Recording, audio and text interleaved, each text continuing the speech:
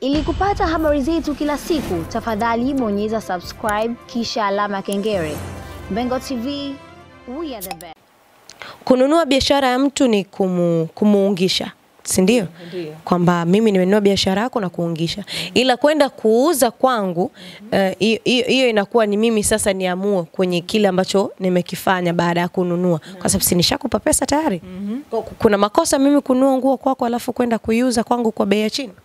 Yani kununua nguo kwa mtu kwa bei ya juu, halafu wewe ukaiuza kwa bei ya chini, ni umeshakwenda kumwangusha kibiashara kwenye biashara yake.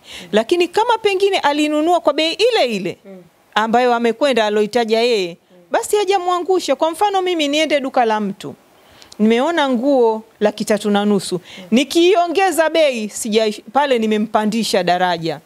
Umeona Lakini nikiishusha bei nimefanya nini? Nimemwangusha. Kwa hiyo haijatakiwa hivyo. Kama alinunua 1,000,000, yeye angeuza 1,500,000. Yani angeonekana yeye mwanamke kweli shujaa, angeuza 1,500,000. Lakini kaishusha kwa maana hiyo hana jipya yeye. Hana jipya. Anasubiri kudaka kwa wenziwe na yeye ndio apate kudandia umo. Natamani nifahamu kitu kimoja hapa. Faima kamuuzia nguo Nifa. Kwa mujibu wa message za Faima, ulimtuma boda asubuhi akaja akachukua, kumbe ulikuwa unataka kuiuza. Tuonyeshe na rangi nyingine kama unazo. Asante dada kwa kuniungisha. Kile ambacho amekifanya Faima baada ya Nifa kwanza kuitangaza ile nguo kwa kuiuza kwa shilingi 3,500 kwa kumuonyesha bwana umekuja kununua kwangu alafu unauza 3,000 tena, ilikuwa kuna umuhimu wowote? Ilikuwa kuna umuhimu kwa sababu kumuonesha kwa jamii kuwa huyu sio mtu mzuri. Kwa sababu leo kamfanyia yule na kesho kutwa anaenda kuwafanyia wengine. Na hichi kitu bwana nimekikuta huko mitandaoni mara nyingi. Nimemkuta kuna mwanamke anaitwa Rest Bura pia analalamika, anasema vitu vingi kuhusu huyu Nifa. Sasa usiwape watu nafasi wakakufanya wewe ukawa adui kwao. Jitengenezee kitu ambacho watu wakufurahie. Motivate hao wasichana wenzako kwa furaha, kwa vitu vizuri ambavyo unavifanya, lakini sio wa uadui. Utaingia na uadui na watu wangapi dunia hii? Haipendezi, haitakiwi. Fanya kitu cha kwako, yani fanya chako. Kama alinunua nguo narudia tena kwa 1,000,000, angeuza kwa 1,500,000. Asingeuza kwa 3,500,000. Hapana. Kwa hiyo pale kashamshusha mwenzie. Sawa. Lakini pia kuna baadhi ya watu wengi sana wamekuwa wakimwataka Nifa. Yani anachokigusa mtu na yeye ndo anakitaka akifanye. Kwamba sio tuseme Mama Love Kungu yeye anauza zake, anatengeneza zake shanga na anauza zake kashata, singo anafanya. Basi Nifa akishaona Mama Love Kungu anafanya hivyo na yeye anakuja anafanya vile. Yani anafanya kile ambacho wewe unakifanya. Na akisha kifanya hafanyi kwa ukubwa, kwa kusema kukupita, anaweza kaja kwako kanocha kwako alafu akaenda kuuza kwake. Kwa namna moja au nyingine anataka kuishusha biashara yako. Hii imekuwa ni desturi kwa Nifa. Wengi wamekuwa wakimwataka kutokana na hiki anachokifanya. Kwa nini anafanya hivyo? Na sio mara moja, sio mara mbili Nifa anakutana na sintofahamu kama hizi. Nini ambacho Kashifa, nini ambacho sasa Nifa anapaswa afanye ili kujiondoa kwenye hivi vitu ambavyo kwa namna moja au nyingine tunaweza tukasema ni vita zinamuingia? Niseme bado hajasimama katika kazi yake. Hajasimama bado katika kazi moja. Yeye ni mfanyabiashara, hujakatazwa kuuza furniture, kuuza cosmetics, kuuza nini. Lakini usivunjie biashara wenzako. Hilo niseme kweli. Unapokuwa mfanyabiashara, deal na wenzako kwa amani ili upate kuongeza watu wateja, yani uongeze wateja. Kwa sababu kama mfano yeye angekuwa na Faima wako vizuri, Faima ana uwezo wa kumwambia mteja wake kitu kwangu kimekwisha, kiko kwa Nifa. Umeona? Kwa hiyo kama mfano Faima anacho kitu kimekwisha, hawezi sasa hivi kumwambia mtu nenda kwa Nifa kanunue kitu fulani, hawezi. Atampeleka kwa mtu mwingine. Na usisikie bwana. Wafanya biashara wengi ndio tabia zao hizo za Nifa. Wengi sana ndio tabia zao hizo za Nifa. Huyu anafanya hivi, huyu ataiga, huyu anafanya hivi, hivyo kuangushana. Lakini riziki ya mtu bwana iko kwenye mikono ya Mwenyezi Mungu peke yake. Kwa mfano mimi nilianza kazi yangu hiyo ya kuuza single, kuuza mambo ya uke ya nini, lakini wapo watu wengi wanafanya kama mimi na pengine kuliko mimi. Lakini hii ni kazi ya mkono. Kazi ya mkono ni kazi ambayo nature ya mtu yoyote. Sasa inategemea wewe mkono wako unatengeneza kitu vizuri au vibaya, na kuna wateja ambao watavutiwa kwako wewe na wateja watavutiwa kwa mtu mwingine. Lakini kile kitu ambacho ni bidhaa ya kwenda kuinunua kama ni China, Turki, wapi, ni vitu vya watu wote. Kwa hiyo wewe huwezi kumzuia mtu asifanye hicho kitu, lakini hapo hapo una uwezo wa kufanya wewe cha kwako zaidi ya hicho. Sawa. Kwa hiyo kwenda kuchukua biashara kwa mwenzio, unaweza kwenda kuchukua mali kauli kwa mwenzio, zile anazouza na wewe ukaongeza cha kwako cha juu, alafu kamrudishia pesa yake kama una uaminifu. Lakini kama hakuna hivyo, ndio ile unatapatapa mfamaji. Na hiyo mali kauli kwa Nifa imepotea hiyo. Kweli. Nifa ukimwagiza vitu na pesa unailipa, alafu anapotea kwenye mazingira ya kutatanisha, hajibu message wala simu apokee. Wewe mna ushahidi? Watu wameposti kwenye account, kama umepata nafasi ya kupita kwa Restibula pia ameposti watu ambao wanamfuata na kumshtakia sana, wanamdai Nifa.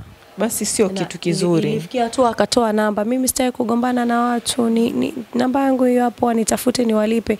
Na kama kuona mrejesho, nimeona mrejesho wa mtu mmoja aliposti Rest pia, alisema nimelipwa, nashukuru Mungu, asante sana Rest, umenisaidia kulipwa pesa yangu. Lakini hao wengine sijajua, ila kuna namba alitoa. Basi Mwenyezi Mungu amuhidi. Tumuombe Mwenyezi Mungu, kwa sababu ukiona mtoto wa mwenzio anaharibikiwa, wewe muombe dua. Mimi wote ni wa kwangu, niseme kweli, wote watoto ni wa kwangu, hasa watoto wa kike na wapenda wakifanya kazi, wakijitafutia wenyewe riziki zao, jambo la kheri sana kuliko kuanza kudanga. Kudanga sio jambo zuri. Unaweza mkapata maradhi, ukafa vifo vibaya, mkaumiza wenzenu, yani sio vitu vizuri. Lakini kama wanajitafutia riziki zao za halali, basi Mwenyezi Mungu awabariki. Allahumma amin. Sawa, nataka pia tumalizie hapo. Nakumbuka wakati Nifa anafungua saluni, Nifa saluni ambayo iko maeneo ya Kinondoni kama sikosei, kuna dada pia anaitwa Gugu kama sikosei, mtanirekebisha hapo ni Gugu au ni nani, alikuwa wanasintofahamu. Inasemekana Nifa aliwahi kutuma mpaka watu kwenye ofisi ya huyo dada ili mradi waende wakamchunguze kitu ambacho anakifanya. Yule dada aliposti kwenye mtandaoni huko, wewe dada unanifuatilia sio nini, nacho kifanya mimi na tofauti, tafuta wasusi, tafuta nini hivyo. Anzisha Nifa ni lazima amtazame mtu fulani. On that time inasemekana yeye na huyo binti walikuwa wana ukaribu na urafiki, lakini baadaye wakaja wakagombana kutokana na yeye kufungua Yes. Kusema kweli, kama ana tabia hiyo, sio tabia nzuri. Ajifunze kusimama yeye kama yeye, asitumie migongo ya watu. Asitumie kubebwa na watu alafu tena ndio yasimame. Asimame yeye kama yeye. Ukishajifundisha kusimama wewe kama wewe, huanguki bwana. Hiyo ni mbaya. Utetereki. Ukishasimama wewe kama wewe, huwezi kuanguka. Afanye mambo yake, afanye maisha yake, asitegemee eti fulani kaanzisha hivi na mimi nifanye hivi, huyu kafanya hivi. Haitakiwi. Aendelee yeye kama yeye. Atafute biashara zake au abaki na duka lake anazofanya wenzake, azibuni kiaina yake, sio kwenda akachunguze wanachokifanya wenzake. Haiwezekani. Mfano wewe unakuja kwangu mimi unichunguze mie single nafanya, nitakuonesha unadhani? Subutu. Sasa ndio maana kazi ya mikono tofauti na kwenda kuvinua vitu Turki na China tofauti. Tuna utofauti wa hivyo.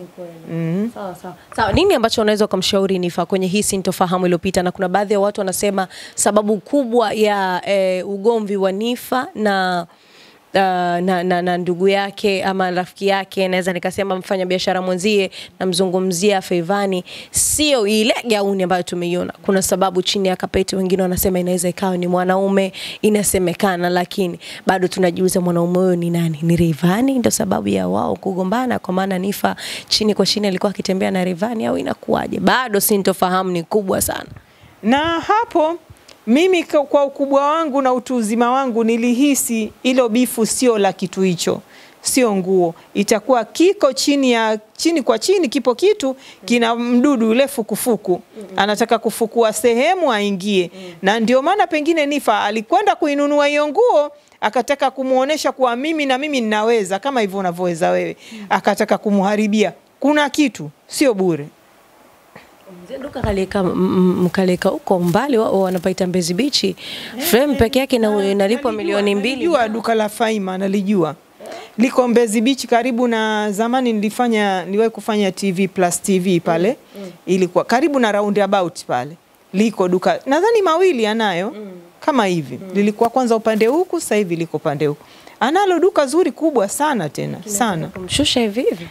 Hawezi kumshusha, alompanga Mwenyezi Mungu hawezi kumwangusha binadamu. Ni kabisa. Sawa sawa. Neno moja basi kwa Faima kwenye hili linaloendelea, sakata bumbu linaloendelea sasa hivi. Mala mwanaume, mala gauni, bado hakujajulikana nini hasa sababu ya sintofahamu yao inayoendelea. Kwanza niseme watoto wa kike, Faima na wenzio, muishi kwa amani. Kwa sababu mnahitajiana, kuna leo na kesho. Wao wote wako kwenye tasnia hizi za kujitengenezea maisha. Unapokuwa unapitia kujitengenezea maisha, kuna vitu vingi vitakutokea.